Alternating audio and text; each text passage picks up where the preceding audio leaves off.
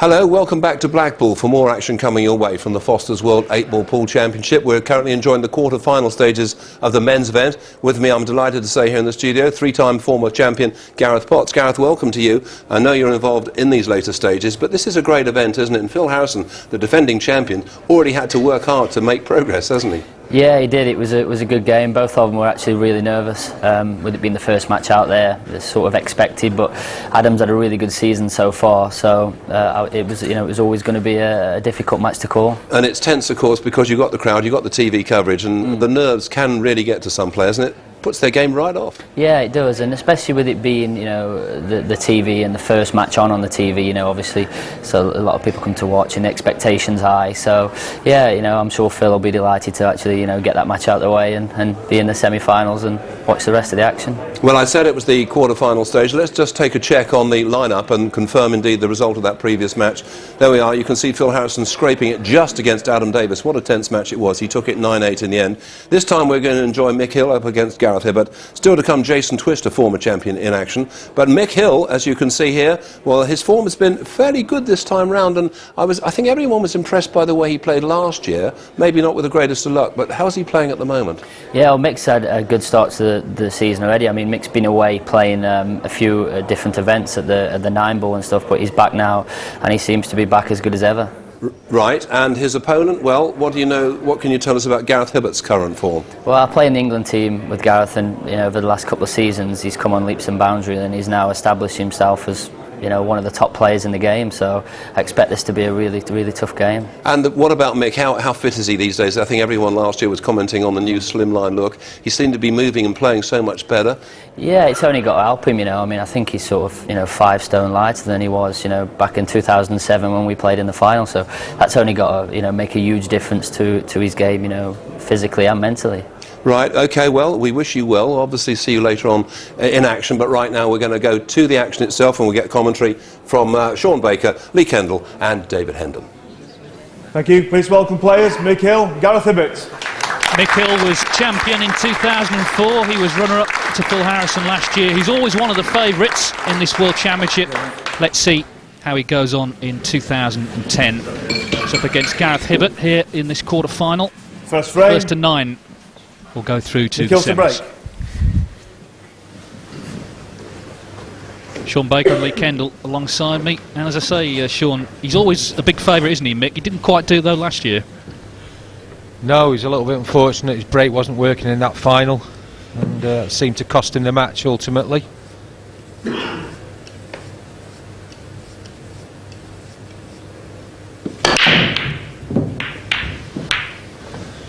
Well, lots of power in the break there from Mick Hill. Nothing down. You see that familiar? You see it straight away, Mick. He said dodgy rack there, but see once again.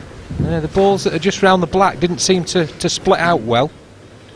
Sometimes suggest there might have been a little bit of a gap just either side of the black ball, Lee. Yeah, I mean, he's left an open table. It's not an ideal start for Mick, but it's early days yet.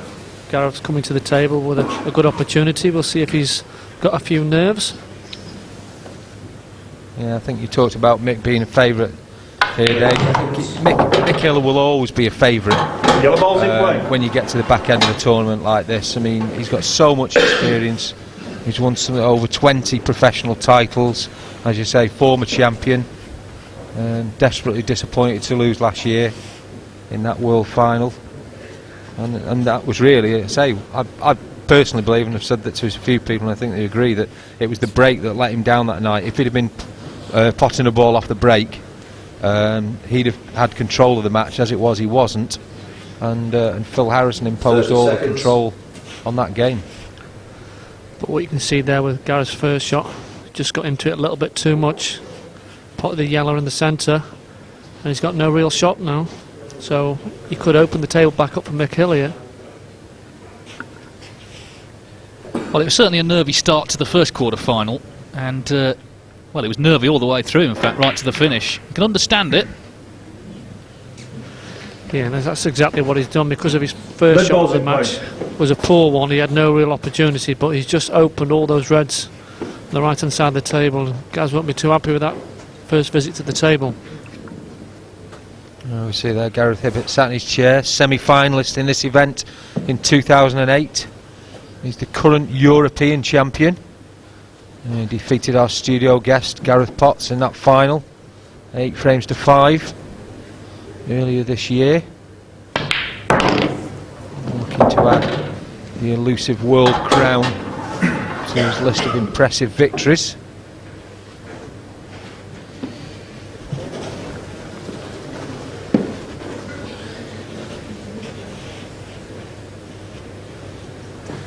So Mick just walking around the table trying to work out which way he wants to take the reds out. Seems to have made his mind up.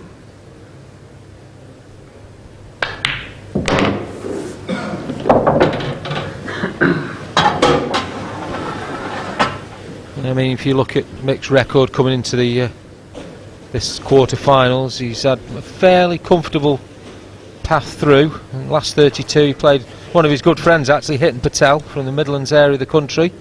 He beat him 8 frames to 4. Mick said, actually spoke to him just after that. I said, how did that go, Mick? He said, well, he said it was workmanlike. And I said, was that translates to a struggle? He says, yes, it was a bit of a struggle.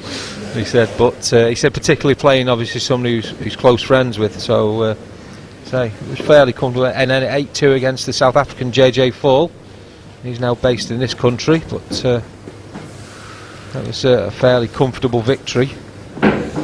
Yeah, but those 2 victories are over players that you would expect Mick to win against. Now, at the stage of the tournament, he's up against world-class players, and we'll see how good his form is against truly top players.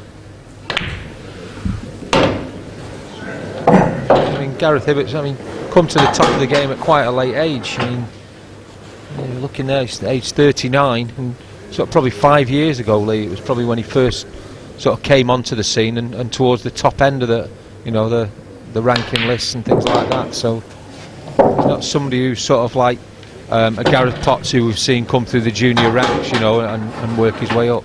Now, he's come from a snooker background, and that's always going to be a good foundation for a cue sport. Well, he spent most of this frame in his seat, as Gareth Hibbott. Did have a chance early on, but immediately made a mistake. And Mick Hill has been ruthless in taking advantage. Lightning fast start for the former champion. He leads 1-0. Leading 2 frames to 0. Time running. So Mick Hill has the clear early advantage here.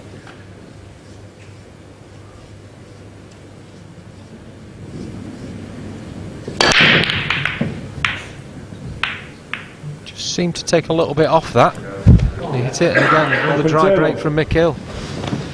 Well, it's like a saw-like motion when he does it. I mean, he's still got a good contact on the pack, so I think you just need a little bit of luck, and he's not having that just yet.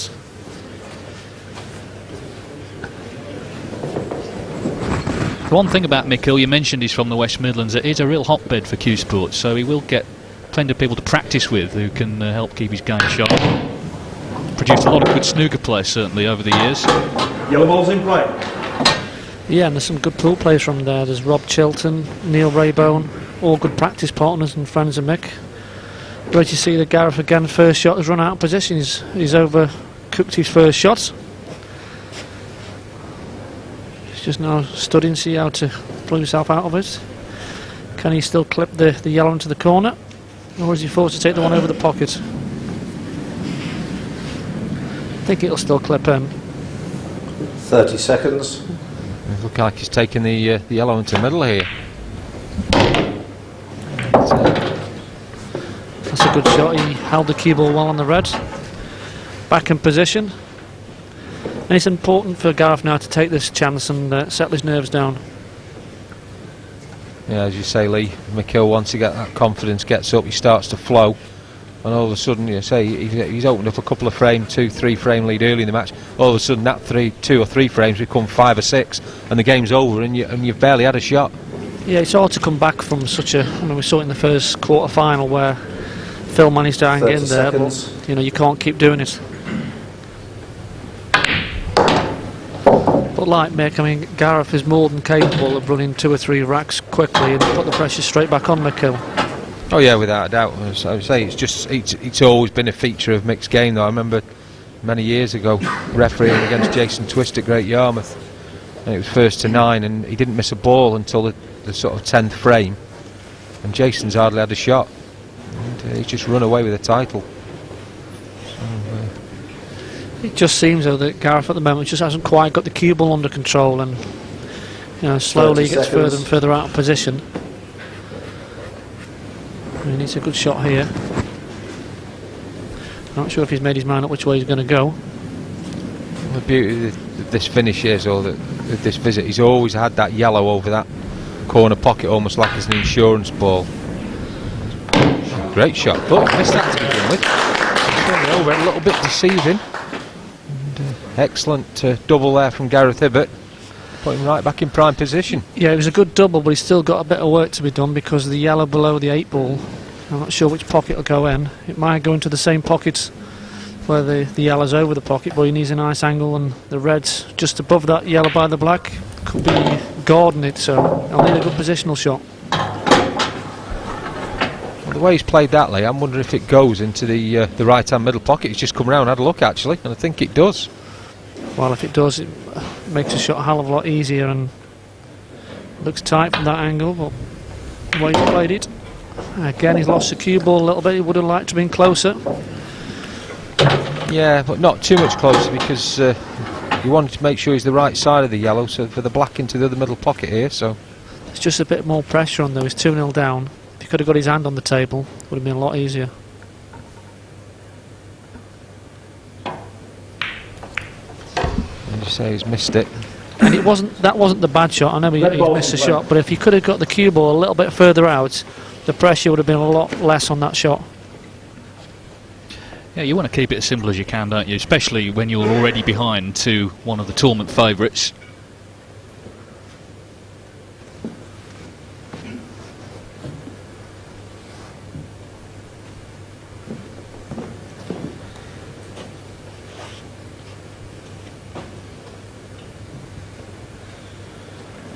I think Mick's looking at playing the plant, but still playing the cue ball safe. Or could he be clipping off it and putting the cue ball safe? He's played a bit of both, really. Plant it towards a pocket, hiding the cue ball. Clever little shot. I'm not sure he's actually hidden it. I think you can see the yellow here. You've not heard Gareth ask for a total snooker. Well, if you can see, it's careless, but he had a big area to hide the cue ball. I mean, to be honest, he had a better option there. He could have played the red below the black and just hidden the cue ball behind that black. But I think he can, Sean. Well, you not only see it, we can pot it. What a great shot, and how unlucky is that from Gareth Hibbott? Now, if there's a slight gap, he can pick his cue up and sort of jab at it and get away. It's still a legal shot, but he won't be able to push through it. It's so difficult getting the right angle when it's so close like that.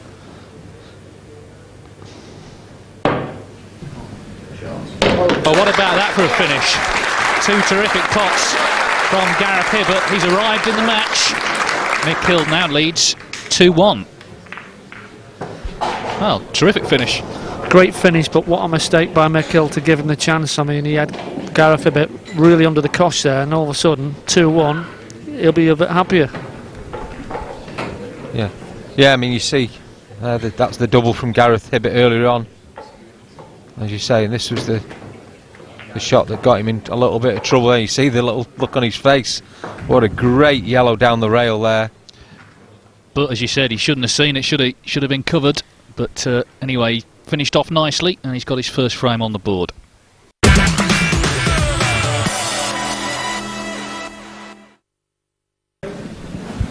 Gareth Hibbott to break. Gareth Hibbott then, having just won the third frame, to 1. he's going to break off here in the fourth, trailing 2-1.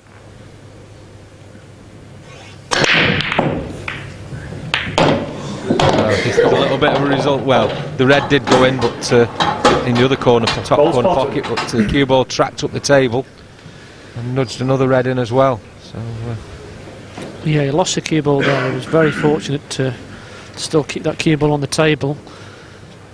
I mean, whichever suit he goes now, he's got a great chance to level the match up.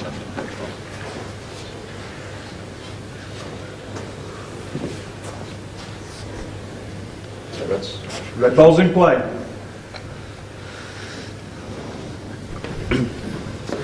30 Well, seconds. he's nominated the reds. You can see the red does slide past the yellow.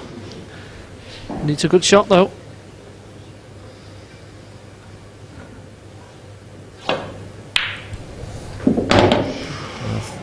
Yeah, I just wondered if he wanted actually to move that yellow as well. He wanted to come off the rail and nudge the yellow out of the way. Well, worse than that, he made the pot and then forgot the positional side of it, so... Total snooker. Total snooker called. Big opportunity missed. Yeah, and as the total snooker, all that means he has to do here is contact one of his own balls to make it a legal shot. This is in the snooker. Under normal rules, once you've contacted one of your own object balls, a ball has to hit a 30 rail. seconds. Well, what he's trying to do here is no good just hitting the red because all the yellows are sitting. He's going to try and come off a side cushion and bounce that red just above the 8 ball into the centre pocket. I think this is a shot that's been developed a lot over the years, Lee. It's not something he's just seen. Well, he's given 2 visits away because he's missed the red. As I say, it's something that has been practiced a lot, and I've noticed it come into the game a lot more. You know, as the skills under the world rules have developed.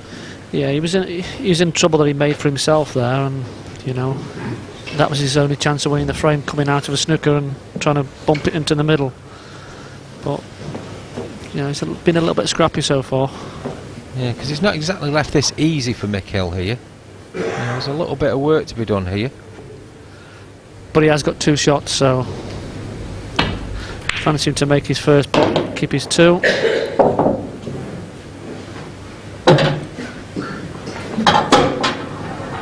It's just the fact that 4 of his remaining yellows are quite close together, you know, in 2 pairs of 2.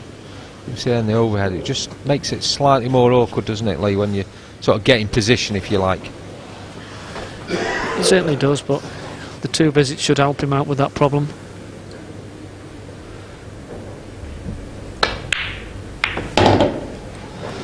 He's just left himself a nice window between the red and the 8 ball to clear one of those problems you alluded to, Sean. Yeah, good shot there. Play with lots of control because the plant can quite easily go wrong. You get that slightly wrong. That yellow could have come along the bottom rail, left-hand rail as we look on the overhead. Finished in no man's land. Yeah, he's left himself a nice angle there, David. He can just run the one into the middle pocket and drop the white in between the reds at the top. Yeah, he looks to me, just watching him, quite relaxed in himself. I've seen him chatting to a couple of friends in the audience, and he just seems in a good frame of mind generally for this, whereas in the first quarter-final, both players, Phil Harrison and Adam Davis, looked pretty edgy all the way through. Yeah, he's very deliberate in everything he's doing so far. But he's not been put under any pressure so far, so it's early days, and it's up to Gareth Hibbott to try and force some errors out of him. Yeah, because I think that's where the errors do creep into Mick's game, is when, as you say, when he does get put under pressure. Absolutely no pressure whatsoever here, other than the pressure of being in the world quarter-final. Yeah, he's not played the best of shots there. You see, he just shook his head. He knows now, although he's still got 2 shots, there's 2 reds in the middle of the table that just cause him a little bit of problem for a yellow ball. So he's probably forced to take one over the pocket, but it's all about the positional side.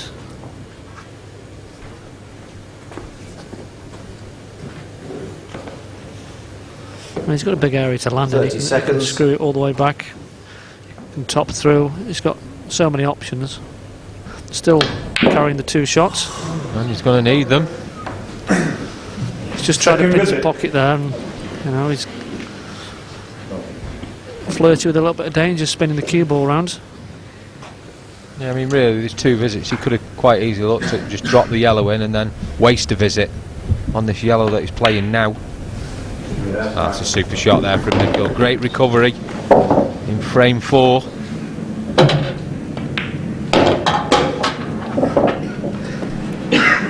So he found a little bit of trouble, but got himself out of it. And he's 2 frames ahead once again. Mick Hill leads Gareth Hibbott by 3 frames to 1. Just a little smile there at the end. He got a little bit hairy, but he got through it. As I say, he does look relaxed, doesn't he? And obviously relishing another tilt at the world title. 2004 he won his first, and he's won various titles since then. And always, as I said at the start, a big favourite here. Yeah, most recently captured the World Masters crown. And as you say, looking fairly relaxed there, just looking around, having a little chat. Yeah.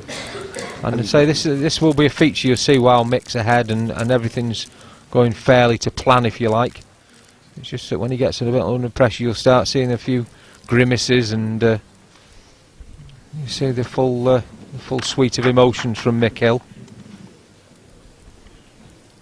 At the moment he's enjoying it. It's first to 9, remember. He'll go through to the semis.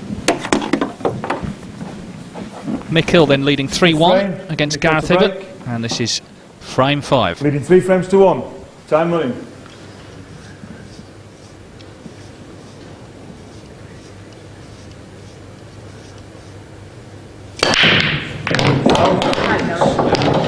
Absolutely thunderous break, but he's lost the cue ball straight into the middle pocket there. Yeah, I was just going to say third time lucky when the first ball flew in, but straight away the white flew into the middle pocket. He's only given a one-shot penalty, but ball and hand behind the line, Yeah, you'd expect him to clear up. actually saw in his the match he had with JJ Fall in the last 16. It was going on behind me, and I had a little break in my match, and I watched him break off. He did a similar thing, but he kept the cue ball on the table. I think he potted 5 or even 6 balls it was on the break. It's absolutely incredible. Yellow balls in play. But I think it's worth saying as well, this is the first time in the tournament so far they've played on the 8-foot table, so they've just got to adapt the break and just get used to the size of the table, and I'm sure in time it will improve and the players will get used to the extra foot they have to adapt to. It's a good shot from Gareth there. Yeah, certainly what you'll see once the balls are out in the open. Gareth Hibbott wastes no time. Get down and knock them in. Well, that's careless again really, because he could have just run that in and he stunned it down. Now I think he's a little bit straight on that yellow. And he's just got a little bit of work to. He's running away with the cue ball, you can see. He might have to run on and off the cushion, and then he's got to worry about the red he's nearest to. Super shot there from Gareth Hibbott. And the audience appreciate that.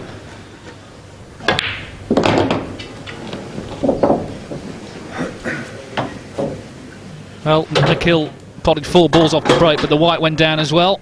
And Gareth Hibbott has cleared it very nicely indeed, and he takes frame 5 in no time at all. Hill leads 3-2. Certainly doesn't hang around, does he, once he gets in? Hibbott likes to get on with it. Yeah, he's a very fluent player, as Gareth. I say if you do give him opportunities, he will take them. He just needs to settle down into this match, and he's only 1 frame behind now, so although Mick's relaxed, if he puts a pressure on him, you'll see a few cracks, and you know, Mick Hill of Norm would cope with those cracks. You see there, this was the shot across the table, and that simple 8 ball middle pocket secures that 5th frame.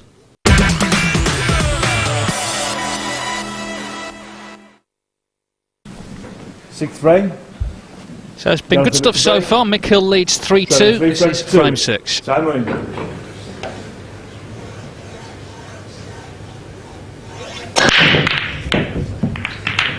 Well, how unlucky is that? There's 2 reds, one in the top middle pocket, one in the bottom middle pocket.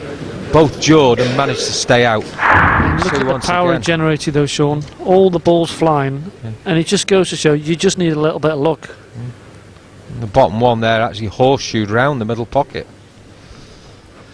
Well, I think he needs a horseshoe to get a bit of luck, because to have no friends with those balls moving around the table is really unfortunate.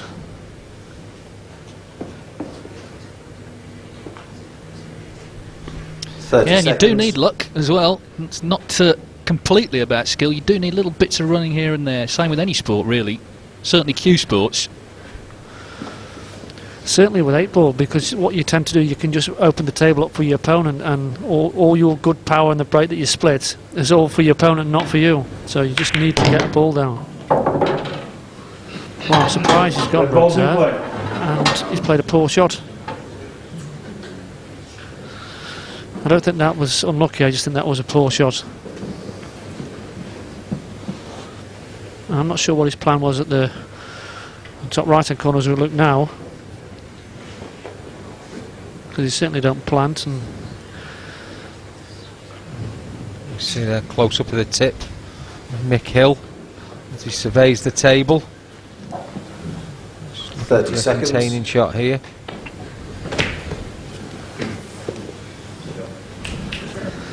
Well, he's not contained it very well. He can get through to the yellow at the top. And you'll probably see Gareth just push the yellow over the pocket. Oh, want this to go in.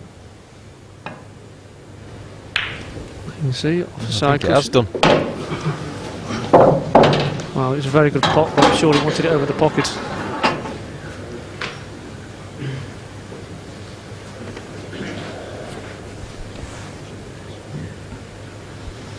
So you can tell that he hadn't got a plan what to do. Needs to think of another one. I mean, should he get the cue ball onto the top rail, he can break into those, and the yellows do. The top yellow does pass. 30 seconds. So he just needs to find a nice angle to get back up the table. Relying on a lot of luck with that shot though, Lee, and making sure he left himself on a ball. So he's just looked to get that yellow down there. He's not covered the pocket completely, but he has blocked the red that's closest to the black, so he's buying himself a little time. Well, that was the main part of the shot, just to make sure he blocked the red. You didn't want to get it right over the pocket and leave a slight gap where the red had come through the other side, so what he tried to do is achieved. He's blocked the red. I'm not convinced it was a right shot, because Mick can develop his red balls into the open, flick this red off the yellow, get that pocket. Yeah, I don't think he has though, Lee. I think the yellow goes along the top rail past that red. So Gareth could look, just let me see there on the overhead. Almost certainly could just roll it almost dead weight and just drop it in front of the red. It's a tough shot though to just drop it dead weight, well, to not leave a gap. Because Gareth Hibbott has struggled a little bit with the pace of the table. One or two shots early in this match, so to, as you say, play something just dead weight. I think you'll see Gareth attack here, to be honest. And he has done. How's his luck? I think he's just about okay. Yeah, he'd like the other yellow to go into the same pocket. As you can see, the top one goes, but I'm not sure the other yellow does next to it.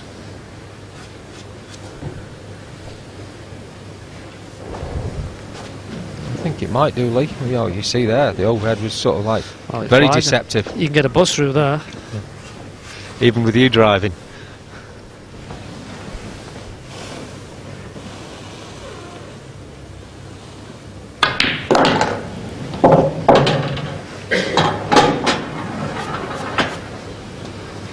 Well, it's a big opportunity to tie the match up now. Yes, well, we did say that his worry would be Mick Hill going away from him. At the moment, he's holding on to him in these early stages. And quite a few of the frames could have gone either way, so probably 3-all would be the correct score.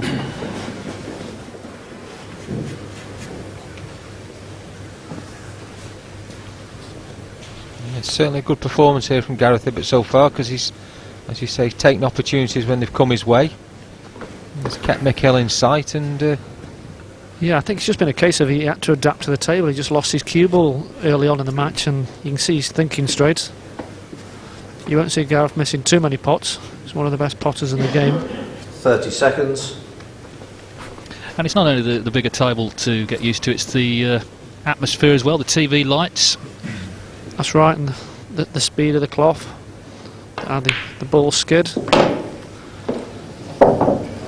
yeah, I mean, when the players play the last 16 matches, as you say, to get into this arena, the atmosphere completely different. I mean, there was a room full of people there with all of the last 16 matches going on. There's multi-nations, they're all shouting for the favourites, and certainly does create a completely different atmosphere to this.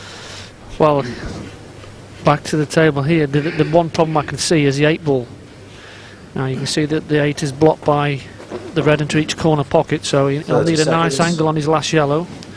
He could choose to try and flick the red off now and hopefully slide past. I think that's what he's played. I think he tried to play the flick off the red there rather than the 8, because he's got no real shot again now.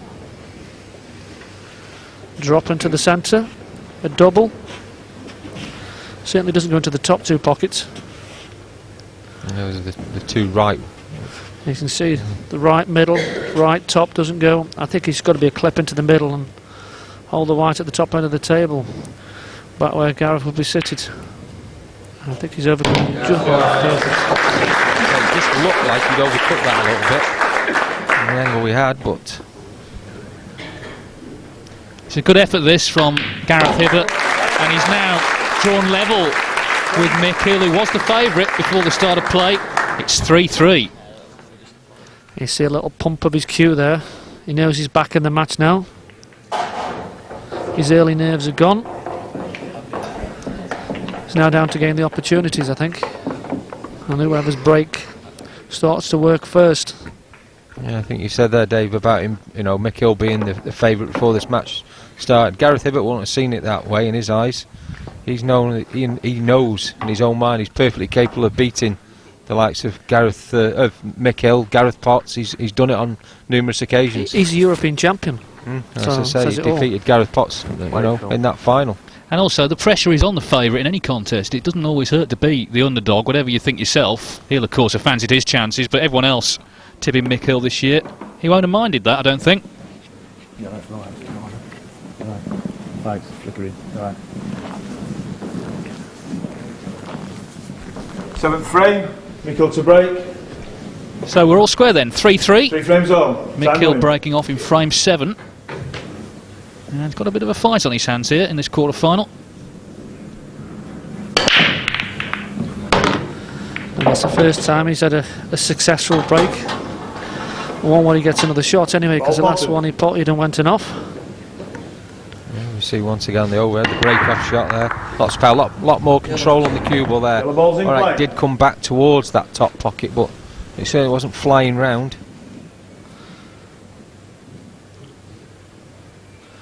But one thing that could happen this year, you could have a repeat of the European final. Gareth Hibbott against Gareth Potts. I think everybody's favourite would be a Mick Hill Potts final.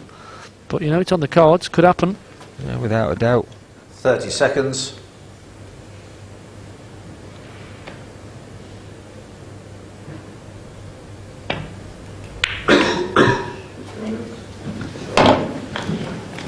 Great shot there from Mick Hill.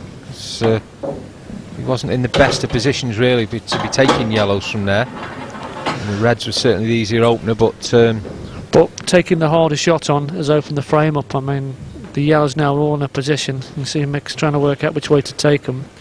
There's 3 yellows on the right hand side, and if you just drop the cue ball in that area, there shouldn't be too much problems clearing those 3 out. So black over the pocket, you'd expect Mick to take the lead again. 30 seconds. Just want to drop the cue ball past that yellow. Needs to get past, and he has. Ideally, it would have been likely right in the middle of the 3 of them. Now his options are cut down a little, but he should still be okay. I think it's probably alright, because the yellow it's closest to will go past the black into that top left-hand corner pocket as we look now, so he could just drop on the one in the middle. But if you'd have run through a bit further, Sean, you could have dropped the one in the corner, rolled one into the left middle, right middle.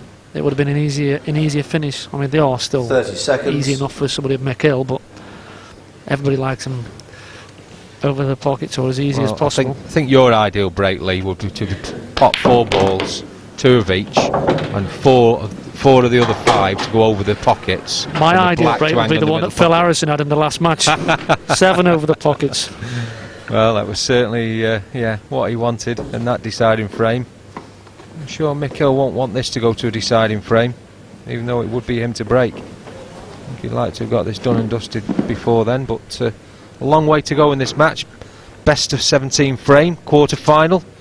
This year's Foster's World 8-Ball Pool Championships. 30 seconds. Well, he's just made slightly hard work of this finish. I mean, I think it all stemmed from when I said if the cue ball could have just travelled a bit further. That red he's queuing by, he's guarding the yellow. I'm not sure if he's come far enough. He's okay, but you've got 2 reds on the right hand side of the table guarding the yellow into the bottom right hand corner. So this is a tough finish to take now. He's going to be taking the one in the open play into the bottom right as we look now, top right as he's playing it, screwing on and off the cushion. Great shot there from Mikkel, lots of control in that. And he doesn't want the cue ball to go too far. Just be dragging the cue ball. Still needs to make the pot though.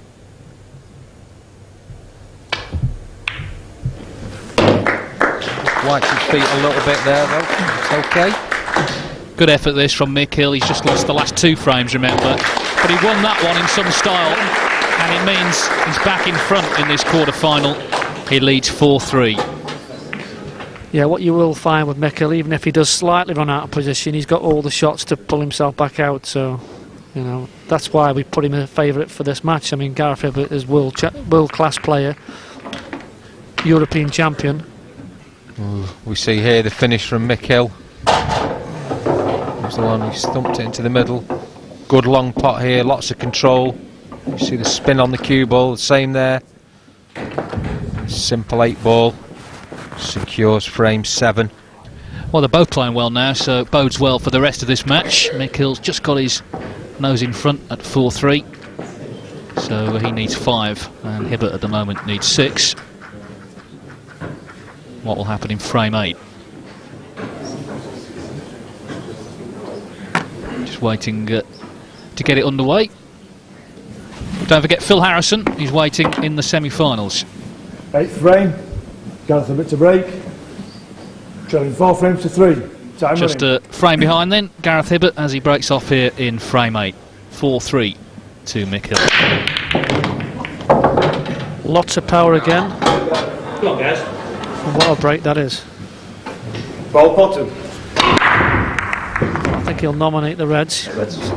Red ball's nominated. That's exactly what he's done. You can see the yellow just moves away from the 8 ball, so the black passes in the corner. This should be tied again. Should go 4-4.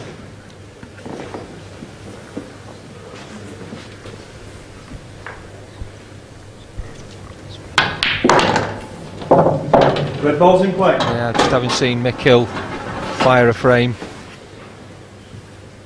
Quick, rapid fire. I'm sure Gareth Hibbott will be looking to do the same here. So that sends a message to Mikkel, you know, I'm not lying down here. I know that I can give you just as much, as good as you can give me.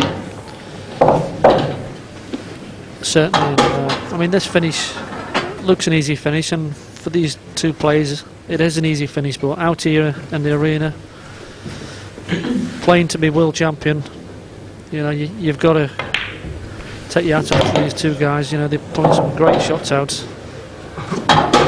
Just needs to be careful and he makes the right decision over these last 4 reds. The 8 ball does go in the corner, but he's got to get on it. Yeah, I mean, that's got to be the key shot in this frame, Lee. As you say, just getting exactly the right position. Well, what you should be doing is playing the red onto the red, keeping the other red over the pocket, clearing both of those out, and having a similar shot to what he's got. Last red into the middle, black into the corner, so just a little bit of care needed when he plays the plant. Yeah, always made more difficult the greater distance between the 2 balls. Played just about perfectly there by Gareth Hibbott. I think he would like to go a bit further though, Sean, because he may have to pinch the pocket now when screwing back, whereas if the cue ball was a bit further out, he could have drawn the cue ball up the table quite easy and got himself straight on the red in the centre. Yeah, possibly so, as you say. I mean, if he can pinch the pocket, it'll be fine, otherwise he'll be a bit annoyed with himself. Well, should be no difficulty. He's asked for the rest. As an accomplished snooker player, he'll be used to using the equipment, so... Quick glance at the clock. Yeah, I think if the cue ball was a bit further out, he would have been on the black by now. He's just taking a bit of time. I'm sure he can pinch a bit of the pocket off the 4-jaw. Nice. He's forced into taking the end to the top because he was on the wrong angle. I just wonder if he's a little bit straight on this. Forcing him to take the cue ball a lot further up the table. Just a little bit of an angle on this. Well, straight he'd be fine. I think he might be the off angle. I think he's still going to have a good shot at the black. It's all about making the red. Sweet as a nut, wasn't it? Right in the middle of the pocket. Well, it's been a good stand-up between these two. And it's on as even. After 8 frames, they're level at 4-4.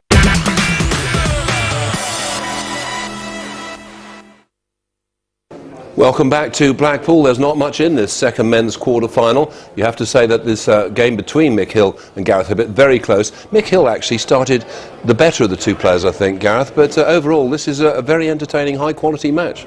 Yeah, I think the standard's been really good so far. Obviously Mick got off to a really good start, but I think the standard throughout the whole session has been really good, and I think of the two players, Mick will be more disappointed at the scores for each. We thought earlier on that Gareth was a little overwhelmed by things, but I mean he's got back into it really well, hasn't he?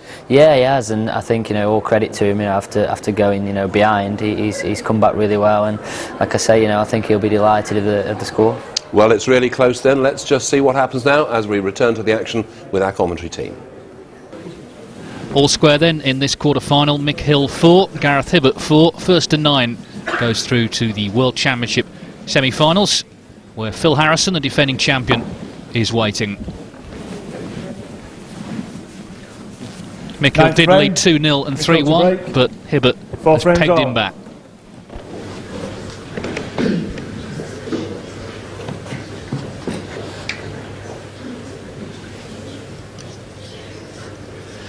And Mick slightly changed his break. He's got his hand on the table for the first time.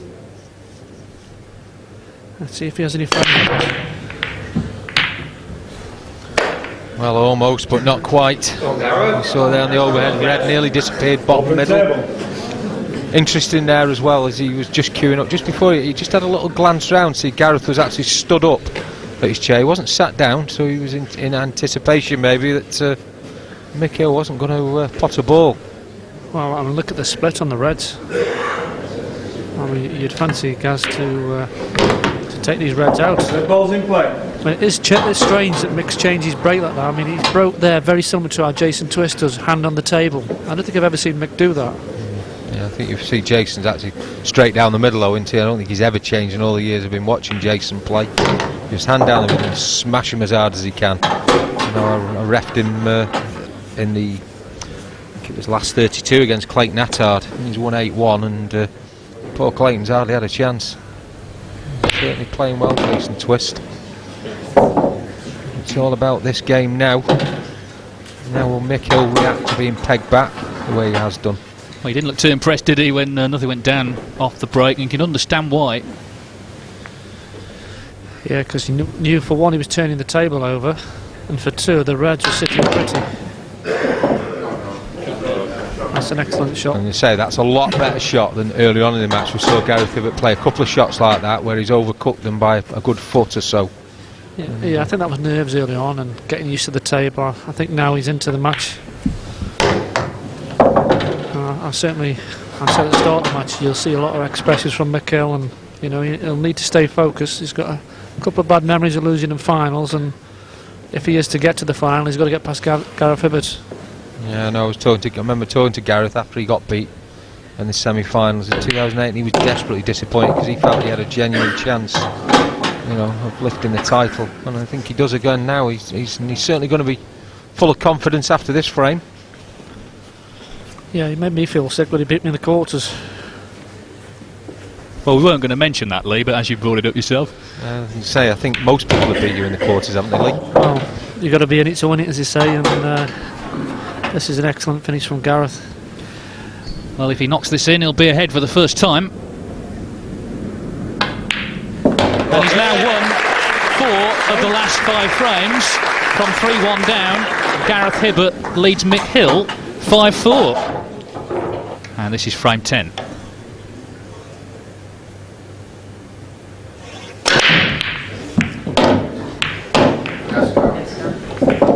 Well, another excellent break, and look at the yellow balls.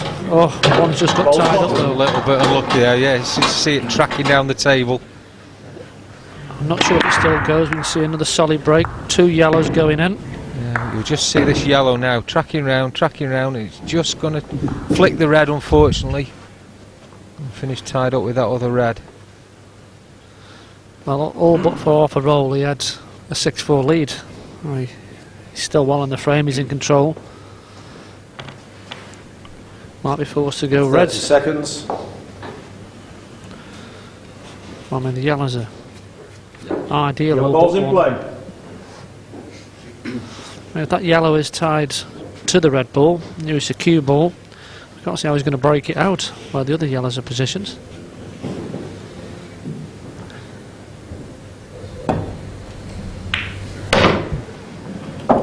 It's not the best shot in the world there from Gareth Hibbott.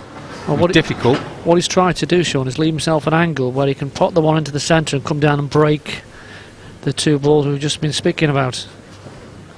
Now, whether he's I think he has just come too far. So that was his plan. You see he's too thin on it now, and he's probably forced to cover the pocket down by the 8, and he's glued to the red ball. So he's just travelled a little bit too far, so it'll just be a 30 containing seconds. safety shot here. He's not played it very well. Red balls in play. Well, this is where you now would expect Mick to have a little bit more tactical knowledge than Gareth Hibbott.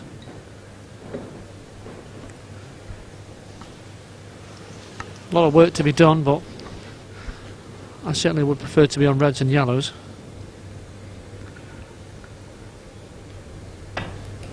First commentary, first quarter-final commentary, we had Keith Brewer, probably the father figure when it comes to tactics, but if he was the father figure, we've got his son next to us, Lee Kendall, another fantastic tactical player, and he's along the years, and you say I think it all stems back from playing the old EPA type rules, Lee, doesn't it? Yeah, it's something that Keith alluded to. I mean, I think the old school tend to be a little bit more negative because it's built into the pool brain, like not to lose a frame rather than win it. It's a clever shot by opening the balls, but I think he may have just given Mick a chance to clear up because he wanted the yellow in the bottom right hand corner to be right over the pocket, and as you can see it isn't. It's a little bit careless, you can see the red will pass the yellow ball. He's got a tricky shot queuing over the red he's nearest to, but should he make the red into the opposite corner, which he has, he can now play the red inside the yellow and have a chance of the game. Just pointing at the black there, or whether he's going to draw the cue ball back into the black here, Lee, and just nudge it and sort of get it a bit more out into the open. Either that, or the other option is where's the yellow going. I think he thinks the yellow's going into that. Right, yeah, you see, quite correct there. He's not playing it very well. He's judged where the yellow went, but lost the cue ball a little bit. Great facial expression there from Mick Hill. He just looked over towards his supporters and gave them the looks of, oh, what's happened now? So, He was the 2005 Gurning champion.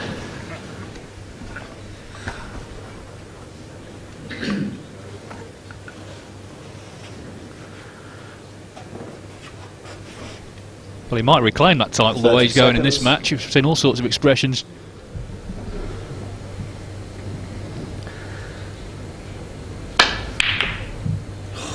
Oh, there's a lot of body movement on that shot. He sort of played it and jumped up as soon as he played it. I don't think it was a shot that he really wanted to play, but I think he felt forced. If you look, he pulled straight out of it. Well, this is bad signs for Mick Hill so far. I mean, he was smiling at the start of the match. At the end of the match, at this rate, he won't be smiling.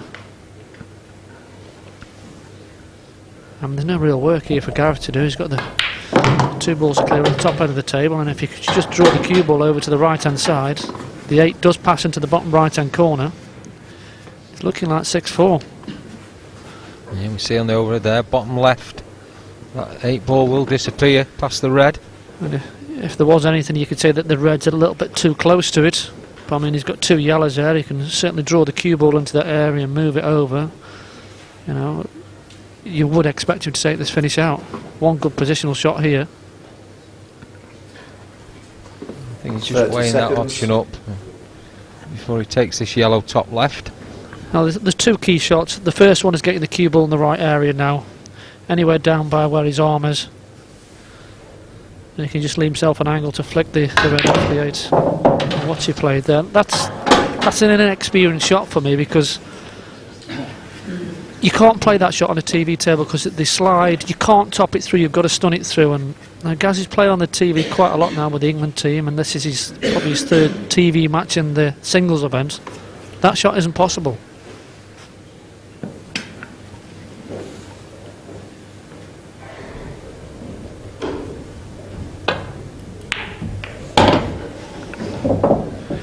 He will be kicking himself. Yeah, fantastic opportunity he had in this frame to take a 6-4 lead.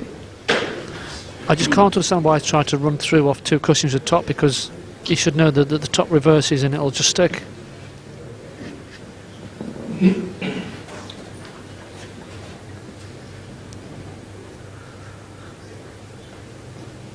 Doesn't really give a lot away though, does he, Gareth? His facial expressions, whether he's winning or losing, is pretty much the same, whereas with Mick Hill, you know exactly what he's feeling. 30 He's seconds. very deadpan, Gareth. I know when he's won a couple of events and you've handed him the winner's trophy and you said, you know, give us a smile for the camera. It's been difficult to coax one out of him, but well, that's a fantastic effort there from Gareth Hibbott. He would have been perfect on the black had that yellow gone in. Well, at first he didn't look like he was far enough down the table to clip it in or even get it anywhere near the pocket, but you can see from the camera angle before he was okay to clip it in, and he was almost. I mean, that's an excellent shot. I'm really surprised he didn't go because he wasn't far off it, and the pockets do play a little bit more generous. Yeah, desperate unlucky there. But I do now think he's second favourite because Mick's under no pressure. I'm surprised he's playing this shot though. I thought he'd just bumped the one up the table.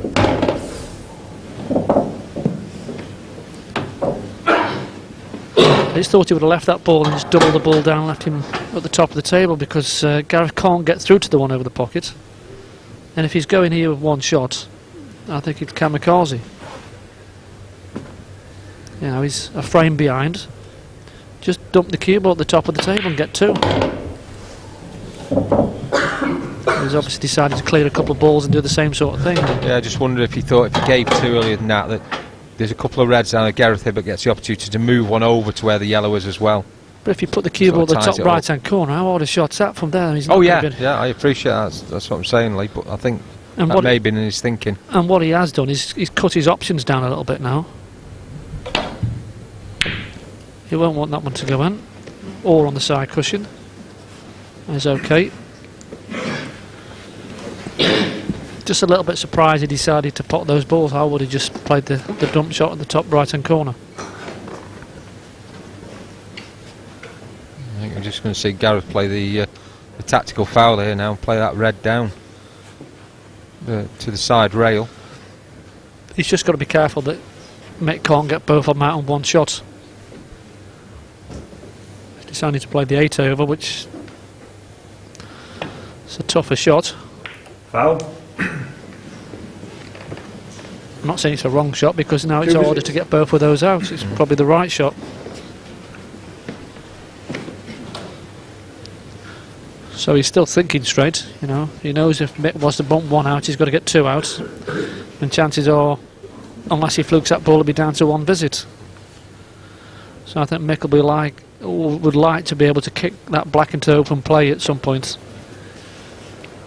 I'll be just clipping the red, he's nearest 2 over to that side of the table, and then doubling the black out. 30 seconds. But Mick does tend to like to go with first opportunity. He's just got to get the right angle on the last ball, and then, you know, if he's going to kick both balls out, he's got to land on the red. And if he doubles the red over the pocket, he's then got to play position for the black in the bottom right hand corner. I don't like his choice of shot, really. He's thinking of kicking it out now and bring the cue ball at the table. You can see what he's thinking about, but he's not guaranteed to land on anything. And if you would have kept those reds on the table, like I said before, those were the balls he could have landed on. Giving him the extra option, as you say, Lee. I know when we've discussed this before, you've said I'd always prefer to have 6 or 7 balls on the table than 1. Well, he needs a bit of lady luck now. Has he had it? Has the red disappeared? It has. Middle pocket. What a great shot. Oh, we said Lady Luck, and oh, she was smiling there. You see there the smile from Michiel. He held his hand up to his opponent. Look at this again. Unbelievable, really. Just caught the cue ball a second time. That sent it towards the middle pocket. If it goes on the side cushion though, David, he's in trouble. How fortunate was he there?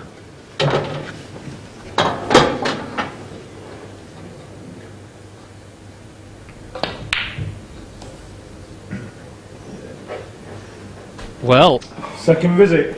it's all right. Second visit, of course. We're all getting excited here. Well, he had a bit of luck, but you need a bit of luck. No wonder he's smiling. It's 5-all.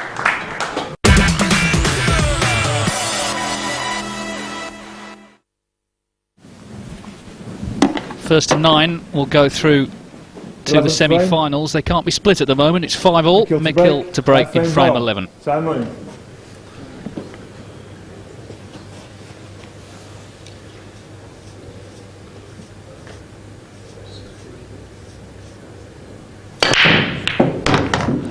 Looks like he just moved over a little bit more there when he broke off. And did you hear him go away? All spotted.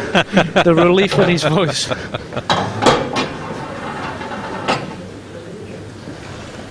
Just see there, yeah. You could actually, I think you could see the chalk mark on the table from where he broke off previously there. And as you say, a little expression of glee there from Michiel. Yeah, you can see his eyes darting around the table. Decided to go for the yellows.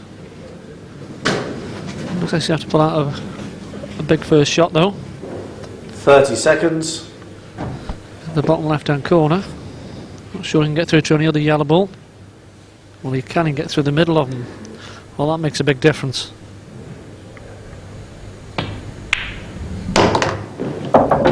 And all of a sudden he's got a bit of a spring in his step again, whereas a couple of frames ago he was looking, well, not very happy to say the least.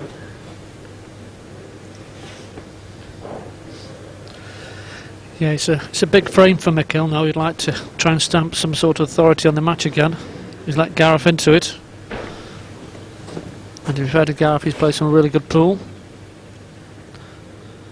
This year's European champion. Bidding to be world champion. 30 seconds. Mick glances the clock. I'm sure he won't want Gareth to be world champion this year because he knows he'll knock him out.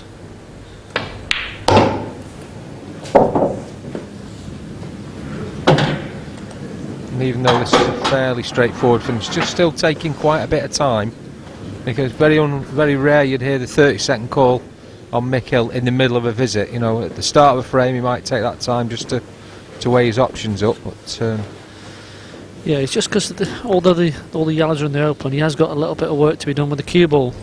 He's going to pop this in the corner and spin round to 2. I think the yellow in the middle of the table is being blocked by the red in the right hand centre, so he's going to be forced to take down to the top, I think. So he'll be coming downstairs now for the one nearest to the 8 ball. Top left hand corner, as we see.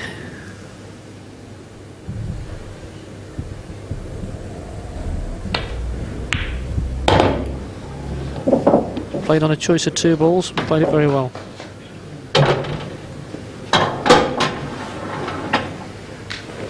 It's got a nice angle on that, so you can just bring the cue ball on and off the rail.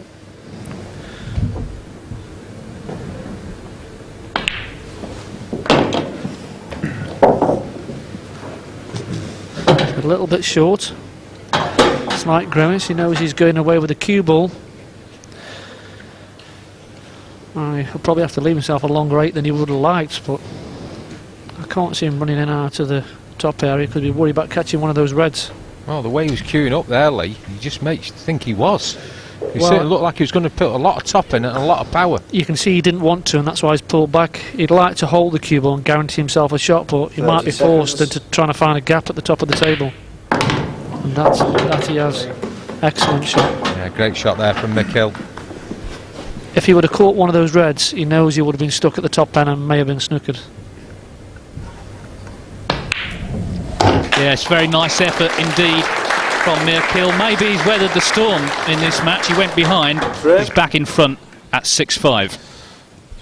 And all of a sudden the little smile is back and the little chat with his supporters. Yeah, you always see that with Mick when he's winning. He always likes to have a chat to his friends. I think it's a way of like taking some pressure off himself and relaxes him. And he's just having a quick look round, see who else is there. Who else can I start a conversation with, you know? Who else has joined me? Not everyone does it though. A lot of people like to ignore all the audience, don't they? Just concentrate on the game. That's exactly what I was going to say. He's one of the few players that do. I know when I'm out there, I prefer just to be in my own little world, because I think you're using mental energy, which you're probably going to need at the back end of the match. You see two great players there, Darren Appleton and Chris Mellin. Not at this year's event, but I'm sure one day they'll be back. Gareth's just come down the table and had a quick look as he's right, just to make sure that the pack is to his liking, and he's just asked our referee Phil Turner just to have another go at them.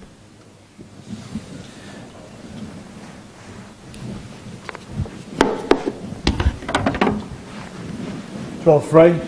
Well, it's a bit of a seesaw battle, this one, and Mick Hill has got his nose in front once again. 6-5, Hibbott to break in frame 12.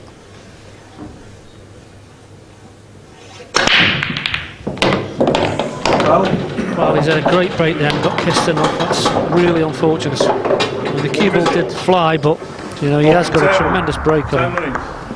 Yeah, he did flirt with that middle pocket, to be fair. Let's get the jaw come back. But he's had a double kiss into the top.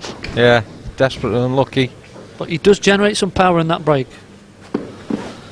So you can see why you're calling the sledgehammer, certainly. Yeah, I think his nickname is well named there, because I know when I played him once on the tour, he broke like a god. He probably generates as much power as anybody. I mean, the only other player you would say is our studio guest, Gareth Potts. He generates a lot of power as well. 30 seconds. But that shows at the timing the ball while they're going straight through. See, Mick's in trouble here. He can't quite make his mind up what to do, or which way to exactly go. And the 30 seconds has been called, and all of a sudden you see him sort of like just quicken up his pace around the table, thinking, hang on, I've got to get on with this. And also, Sean, you've got a red and a yellow at the bottom of the table, and I'm not sure that the red will go into the corner, and a little shake of the head. That's the one I was alluding to. They look like they're glued together, and that might be blocked. So you look on the overhead there, it does look like it's blocked both ways, but we have been deceived before, so obviously Mick's got the best view in the house. And he was shaking his head, so you see there. Now, it might squeak in off the jaw, but you'd have to be right behind 30 it. seconds. And the cue ball fly. I'm not sure if he thinks it goes, and he's certainly in the best position to see if it goes, and he couldn't have played a shot any better than that. And that's his best shot of the match so far. Because he might be able to, I mean, the pockets are a little bit more generous on the TV table, so he could drop it nice and gentle and just squeeze it in off the jaw. Having said that, he'll probably get around and whack it in now. Andy, I was going to say, Andy has. It has off gone the off yellow, though, so he was fortunate there. Yeah. He certainly didn't play it off the yellow.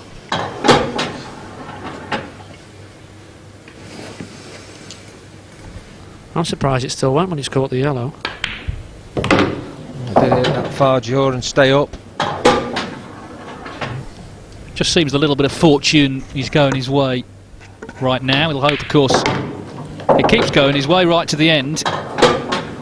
He was behind in the match, but from 5-4 down, he's won the last three. So Mick Hill back in charge here. He leads 7-5. And another little look up to his supporters, who no doubt are more relieved now. He's gone 2 ahead. He's had 2 big slices of luck in this match, because he certainly didn't play to hit the red against the yellow, and it still went. And in the previous frame, when he's flicked the ball out and it's gone in the middle to keep his 2 shots. As you've said, Lee, before, this game is quite a slice of luck at times. And I think you just saw Mick say there, it went in off the yellow, so I think he's quite relieved.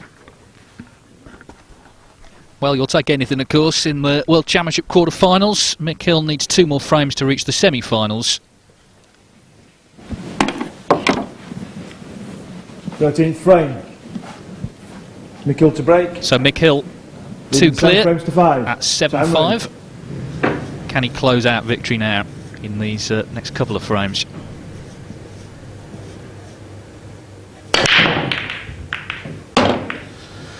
I think in this match the break has been massive. I mean, both players have played to really high standards. It's all been on the break who's making the balls, and the patterns of the frames have tended to go on when people have made balls. So yeah, it's a good standard. One or two scrappy frames we had is when the ball hasn't been potted and the balls haven't split particularly well, and that's affected, like you say, the standard. But this certainly has been a high standard at times. And he certainly has had a good break there. I mean, he's in prime position now to extend his lead to 3.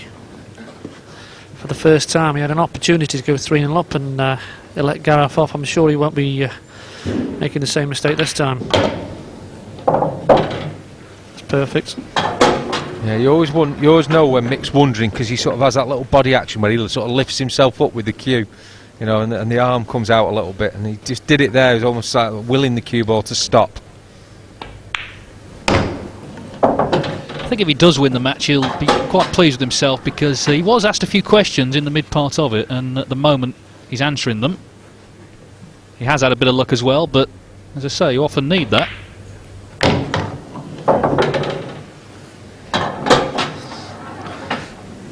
I don't think he'll be taking any chances here.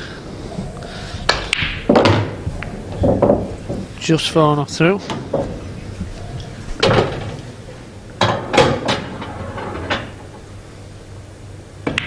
And all of a sudden, Mick Hill has taken complete control. Trailed 5-4, but he now leads 8-5. And so Mick Hill needs one more frame to reach the semi-finals and set up a rematch, of course, with Phil Harrison, who beat him in the final last year. That was a big disappointment for him, wasn't it? Because a lot of people thought he would come through. Phil Harrison had never been in the final before. Chance for a bit of revenge, maybe, in the semis? Certainly, yeah. I mean, Mick was a big favourite in that match, and everybody was wondering how Phil was going to cope, and he obviously proved all the doubters wrong, and he was certainly a worthy world champion, and Mick will be hoping to get another go at him. The thing is, you have to look at the two performances if Mick Hill does make that semi-final, which is looking odds on now. I mean, Phil didn't play particularly well in his quarter-final. I think he's admitted that afterwards, so certainly a contrast in the two fortunes. 14th frame. So Gareth Hibbott then, with it all to do, he's 3 down. There's only 4 frames remaining in this match. 8-5, Mick Hill leads.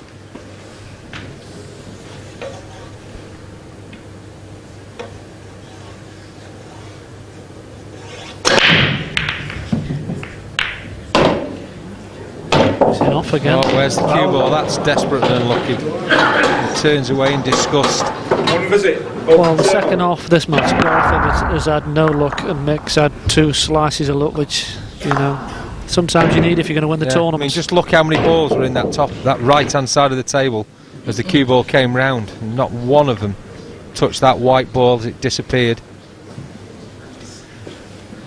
Yeah, I don't know if he's got a dog at home, or I'm sure he'll get a kick tonight. Well, let's hope not. He certainly upset the pool gods, I think. They're not smiling on at the moment on Gareth Hibbott. Yeah, he's had no fortune whatsoever, and you can't win a match against the standard of Mick Hill if you don't get any luck. And even now, Mick Hill, just 1 frame away from that semi-final. He's still having a good go on the old facial expressions there. Really see it's too much of a problem here. Well, he's got a great chance, hasn't he, to make it through to another semi-final. No real work to be done. Showing exactly where he wants a cue ball. If he lands there, he'll have a choice of either yellow in the corner or the middle. You'd say the pot's one that you'd take for granted. It's all about the cue ball control.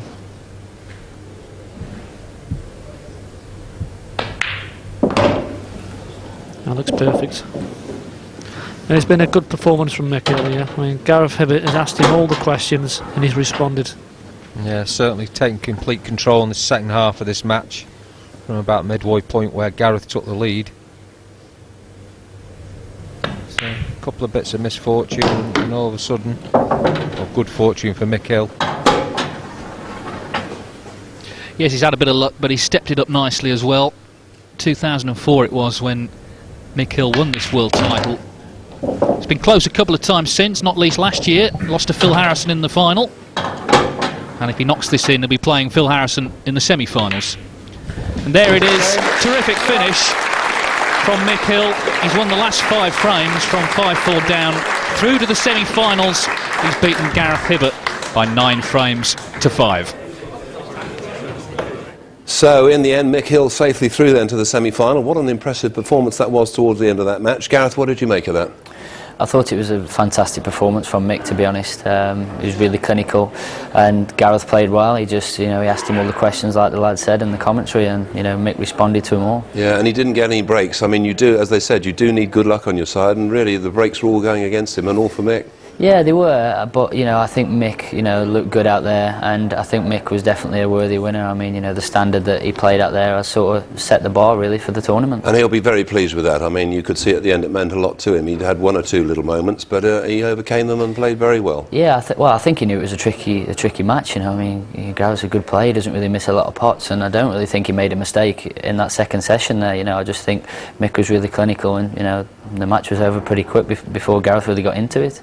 OK, mate, thank you very much indeed for joining us. Let's just remind you at home of what's happened so far then. Here's confirmation that Phil Harrison safely through along with Mick Hill. Still to come, of course, Jason Twist in his match, and indeed Gareth Potts, our guest, against Lee Clough. So there we are, that's all still to come. In the meantime, from all of us here in Blackpool, it's goodbye for now. See you next time.